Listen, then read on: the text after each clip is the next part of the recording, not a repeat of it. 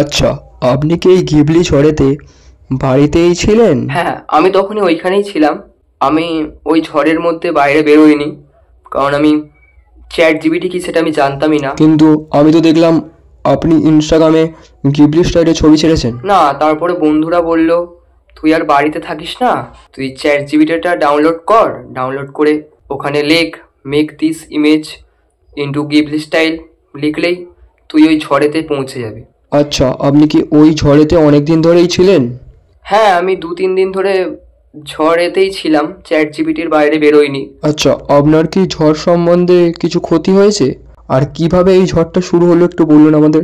না, সেরকম কিছু হয়নি ঝড়েতে। হুট করেই ঝড়টা শুরু হয়ে গেল, বুঝতে পারিনি কোথ দিয়ে শুরু হয়ে গেল, এখন অবধি ঝড়টা চলছে। আচ্ছা, এই গিবলি ঝড়েতে সবাই কি আপনার সামিল হয়েছিল? না, কেউ কেউ সঙ্গ হয়েছে, বেশিরভাগই সঙ্গ দিয়েছিল, কিন্তু কেউ কেউ চ্যাট জিপিটিটা জানতোই না কি করে এই ঝড়ে সামিল হতে হয়। আচ্ছা, আপনার কি কোনো গার্লফ্রেন্ড আছে যার সাথে আপনি ছবি ছেড়েছেন? না, আমার কোনো গার্লফ্রেন্ড নেই। দেখলাম তো ছবি ছেড়েছেন।